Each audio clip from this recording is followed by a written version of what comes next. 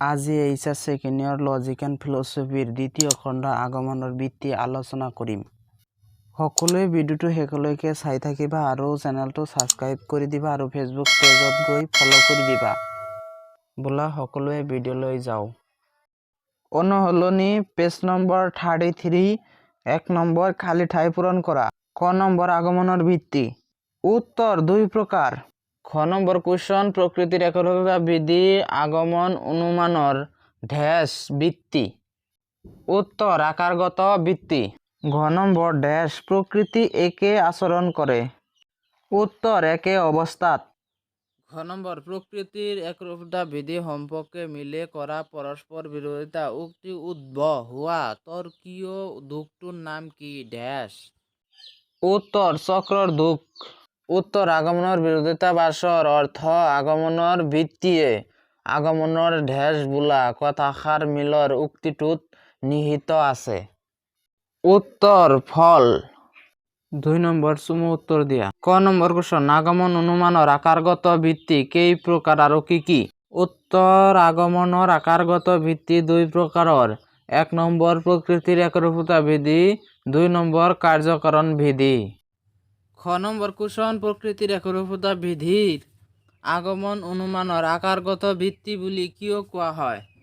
উত্তৰ আগমন অনুমানত কিছুমান বিশেষ দৃষ্টান্তৰ সহায়ত এটা সাৰ্বিক সিদ্ধান্তত উপনীত হোৱা যায়, যি বিধে বা নিয়মৰ ওপৰত নিৰ্ভৰ কৰি আগমনত বিশেষ দৃষ্টান্তৰ পৰা সামান্য বা সাৰ্বিক সিদ্ধান্ত বা সত্যতাত উপনীত হৈ ইয়াৰ সামান্য সত্যতা নিৰূপণ কৰে। সেই বিধে বা নিয়মবোৰক আকাৰগত ভিত্তি বোলে। যেনে কোনো মানুহ মৰণশীল দেখি সকলো মানুহ মৰণশীল, এই সাৰ্বিক বচনটো প্ৰতিষ্ঠা কৰা হৈছে। আকৌ যিহেতু প্ৰকৃতিৰ একৰূপতা বিধি আৰু কাৰ্যকৰণ বিধিৰ সহায়তেহে এটা যথাৰ্থ সামান্য বচন আকাৰগত সত্যতা প্ৰতিষ্ঠা কৰিব পৰা যায়, গতিকে প্ৰকৃতিৰ একৰূপতা বিধি আগমনৰ আকাৰগত ভিত্তি বোলা হয়। গ নম্বৰ কোৱেশ্চন আগমনৰ বিৰোধাভাস বুলিলে কি বুজায়? উত্তৰ প্ৰকৃতিৰ একৰূপতা বিধি সম্পৰ্কে মিলৰ পৰস্পৰ বিৰোধিতা মতবাদকে আগমনৰ বিৰোধাভাস বোলে। মিলৰ মতে এই বিৰোধটো সকলো প্ৰকাৰৰ আগমনৰে এক আকাৰগত ভিত্তি আৰু পূৰ্ব স্বীকাৰ্য। এই ভিত্তিটো সকলো আগমনৰ সাৰ্বিক সিদ্ধান্ত প্ৰতিষ্ঠাৰ ক্ষেত্ৰত আগতীয়াকৈ স্বীকাৰ কৰি লোৱা হয়। আনহাতে তেওঁৰ একৰূপতা বিধিটো অবৈজ্ঞানিক আগমনৰ ফল বুলি অভিহিত কৰিছে। অবৈজ্ঞানিক আগমনৰ যেতিয়া সামান্য বচনটো প্ৰতিষ্ঠা কৰা হয়, তেতিয়া কোনো ধৰণৰ কাৰ্যকাৰণ সম্বন্ধ প্ৰতিষ্ঠা কৰাৰ চেষ্টা কৰা নহয়। একমাত্ৰ অবাধিক অভিজ্ঞতাৰ ওপৰত নিৰ্ভৰ কৰিয়ে এনে সিদ্ধান্ত কৰা হয়। 3 নম্বৰ পাৰ্থক্য নিৰ্ণয় কৰা। ক নম্বৰ কোৱেশ্চন আকাৰগত ভিত্তি আৰু বস্তুগত ভিত্তি। উত্তৰ 1 নম্বৰ আগমনৰ আকাৰগত ভিত্তি আৰু আকাৰগত সত্যতা নিৰ্ণয় কৰা হয়, অৰ্থাৎ যি বিধ বা নিয়মৰ ওপৰত নিৰ্ভৰ কৰি আগমনৰ আকাৰগত সত্যতা নিৰ্ণয় কৰা হয়, সেই বিধ বা নিৰ্ণয়ক আকাৰগত ভিত্তি বোলে। 2 নম্বৰ আগমনৰ বস্তুগত ভিত্তি আৰু বস্তুগত সত্যতা নিৰ্ণয় কৰা হয়, অৰ্থাৎ যি বিধ বা নিয়মৰ ওপৰত নিৰ্ভৰ কৰি আগমনৰ বস্তুগত সত্যতা নিৰ্ণয় কৰা হয়, সেই বিধক আগমনৰ বস্তুগত ভিত্তি বোলে। 3 নম্বৰ আগমন অনুমানৰ আকাৰগতভাৱে সত্য হবলৈ হলে আকাৰগত নিয়ম অনুসৰি প্ৰতিষ্ঠা হ'ব লাগিব। 4 নম্বৰ প্ৰকৃতিৰ একৰূপতা বিধি আৰু কাৰ্যকৰণ বিধি হৈছে আগমনৰ দুটা আকাৰগত ভিত্তি। 5 নম্বৰ আগমন অনুমানৰ বস্তুগতভাৱে সত্য হবলৈ হলে বাস্তৱ ঘটনাৰ লগত মিল থাকিব লাগিব। 6 নম্বৰ পৰীক্ষণ আৰু নিৰীক্ষণ হৈছে আগমনৰ দুটা বাস্তৱ ভিত্তিক। ঘ নম্বৰ কোৱেশ্চন প্ৰকৃতিৰ একৰূপতা বিধি আৰু কাৰ্যকৰণ বিধি। উত্তৰ প্ৰকৃতিৰ একৰূপতা বিধি অনুসৰি প্ৰকৃতিয়ে একে অৱস্থাত সদায় একেদৰে আচৰণ কৰে।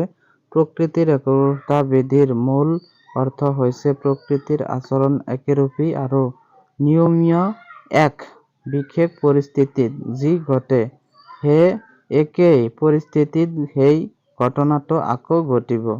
২ নম্বৰ প্ৰকৃতিৰ একৰূপতা বিধি বৈজ্ঞানিক আৰু অবৈজ্ঞানিক সকলো প্ৰকাৰৰ আগমনৰে আকাৰগত ভিত্তি।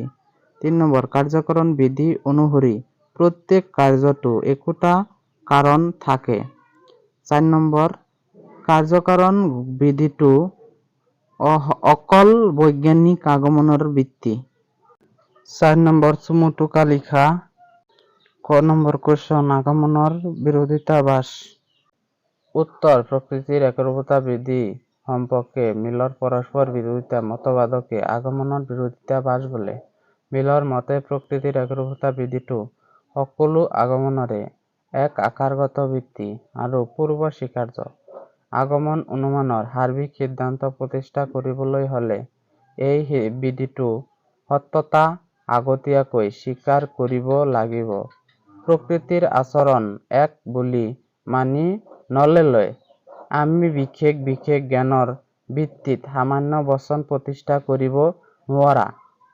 উদাহৰণ স্বৰূপ ৰাম, হৰি, যদু, মধু আদি কেইজনমান মানুহৰ মৃত্যু প্ৰত্যক্ষ কৰি আমি সকলো মানুহৰ মৰণশীল এনে সামান্য বচন প্ৰতিষ্ঠা কৰিব পাৰি।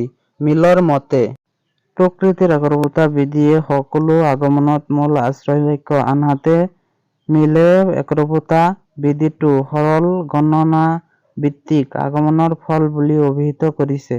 অবৈজ্ঞানিক আগমনত যেতিয়া সামান্য বচনটো প্ৰতিষ্ঠা কৰা হয় তেতিয়া সকলো ধৰণৰ কাৰ্যকাৰণ সম্বন্ধ প্ৰতিষ্ঠা কৰাৰ চেষ্টা কৰা নহয়। একমাত্ৰ অবাধিক অভিজ্ঞতাৰ ওপৰত নিৰ্ভৰ কৰিয়ে এনে সিদ্ধান্ত গ্ৰহণ কৰা হয়। দেখা গল যে মিলে প্ৰকৃতিৰ একৰূপতা বিধিটো পূৰ্ব স্বীকাৰ্য আৰু এবাৰ সিদ্ধান্ত বুলি কৈছে, কিন্তু এনে সময়তে একেট বস্তু পূৰ্ব স্বীকাৰ্য আৰু সিদ্ধান্ত হব নোৱাৰে। গতিকে মিলৰ এই বিৰোধটো পৰস্পৰ বিৰোধিতাযুক্ত। মিলৰ এই বিৰোধটোকেই আগমনৰ বিৰোধিতাবাস বুলি জনা যায়। খ নম্বৰ কুৱেশ্যন আগমনৰ আকাৰগত ভিত্তি। উত্তৰ আগমনত সাধাৰণতে দুটা ভিত্তি মানি লোৱা হয়। তাৰ ভিতৰত এটা হৈছে আকাৰগত ভিত্তি, যি ভিত্তি বা নিয়মৰ ওপৰত নিৰ্ভৰ কৰি আগমনৰ আকাৰগত সত্যতা প্ৰতিষ্ঠা কৰা হয়। সেই ভিত্তি বা নিয়মক আগমনৰ আকাৰগত ভিত্তি বোলা হয়। অৰ্থাৎ আগমনৰ আকাৰগত ভিত্তিটোৱে আগমনৰ আকাৰগত সত্যতা প্ৰতিষ্ঠা কৰে। আগমনৰ সাধাৰণতে দুটা আকাৰগত ভিত্তি মানি লোৱা হয় আৰু সেয়া হৈছে প্ৰকৃতিৰ একৰূপতা বিধি আৰু কাৰ্যকৰণ বিধি। গ নম্বৰ কুৱেশ্যন প্ৰকৃতিৰ একৰূপতা বিধি।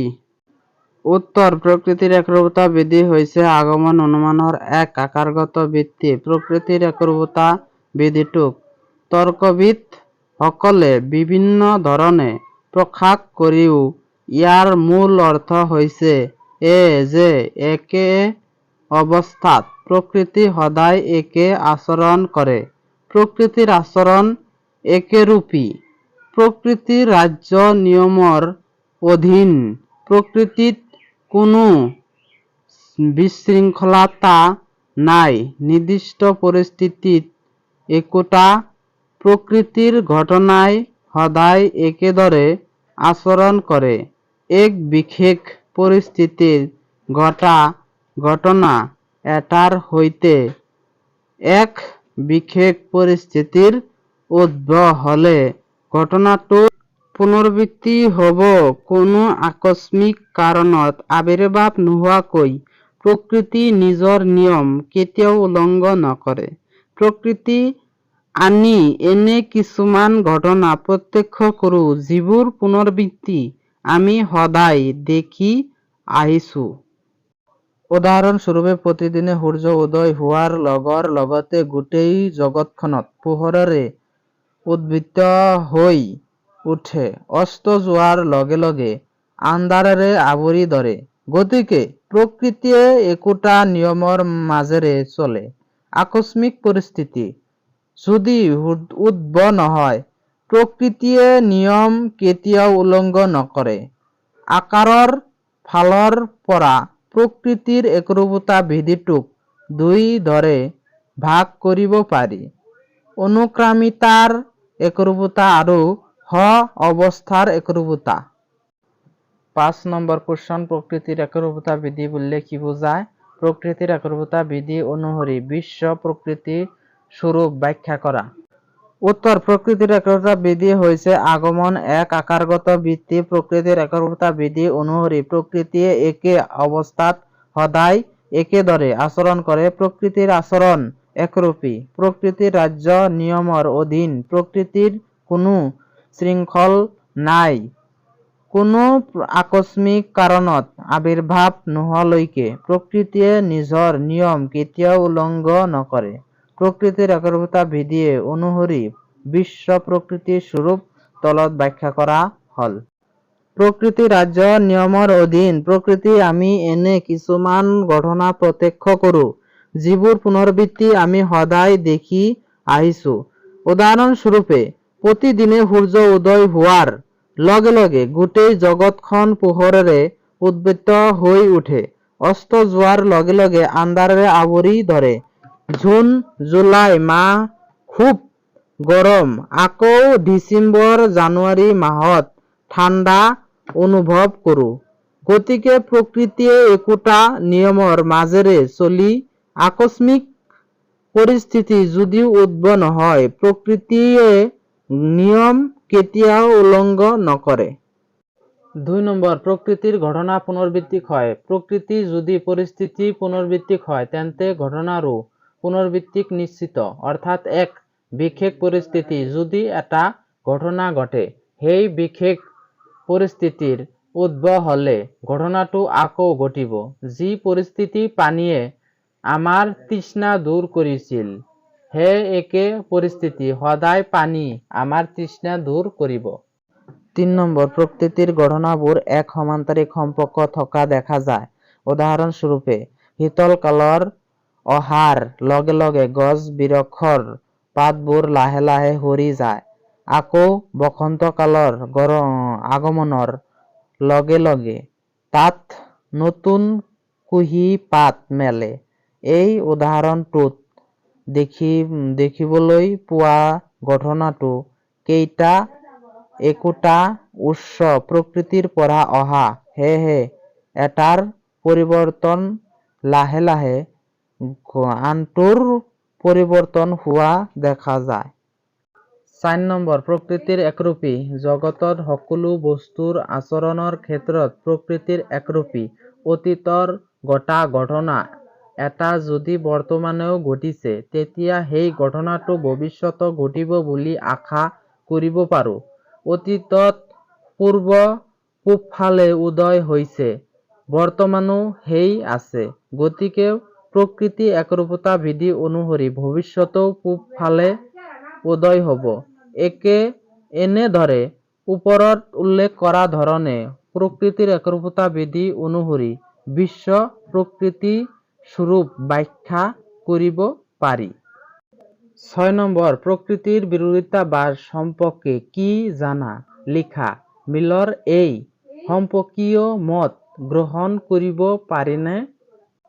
উত্তৰ: প্ৰকৃতিৰ একৰূপতা বিধি সম্পৰ্কে মিলৰ পৰস্পৰ বিৰোধিতা মতবাদকে আগমন বিৰোধিতাবাদ বোলে। অৰ্থাৎ মিলে প্ৰকৃতিৰ একৰূপতা বিধিটো এবাৰ সকলো প্ৰকাৰৰ আগমনে মূল আশ্ৰয়বাক্য অৰ্থাৎ পূৰ্বস্বীকাৰ্য স্বতন্ত্ৰ সিদ্ধা নিয়মত বুলি কৈছে। আগমন অনুসৰি সাৰ্বিক সিদ্ধান্ত প্ৰতিষ্ঠাৰ ক্ষেত্ৰত এই বিধিটোক আগতীয়াকৈ মানি লব লাগিব। আনহাতে মিলে অন্য এক প্ৰসংগিত এই বিধিটোক সৰল গণ্য ভিত্তিক আগমন ফল বুলি অভিহিত কৰিছে। এই বিধি সকলো আগমনৰে ফল মিলে প্ৰকৃতিৰ একৰূপতা বিধিটো এবাৰ পূৰ্বস্বীকাৰ্য আৰু এবাৰ সিদ্ধান্ত বুলি কৈছে।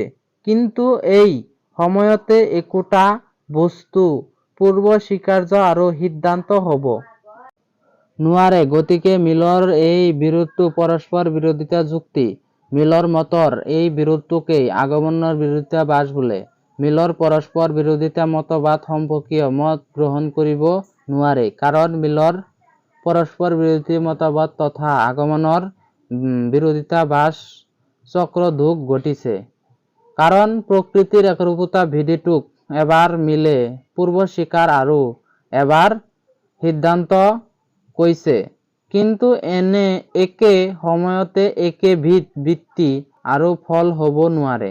সেয়েহে ইয়াত চক্ৰধুক ঘটিছে।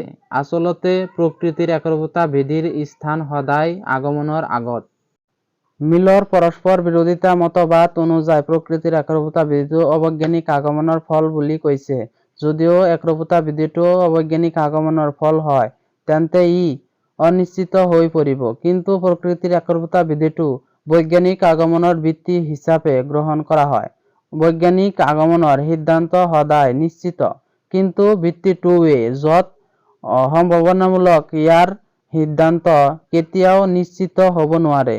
সম্ভাৱনাৰ পৰা সম্ভাৱনাহে পাব পাৰি, অনিশ্চিত কেতিয়াও পাব নোৱাৰি। গতিকে মিলৰ পৰস্পৰ বিৰোধিতা মতবাদ গ্ৰহণযোগ্য নহয়।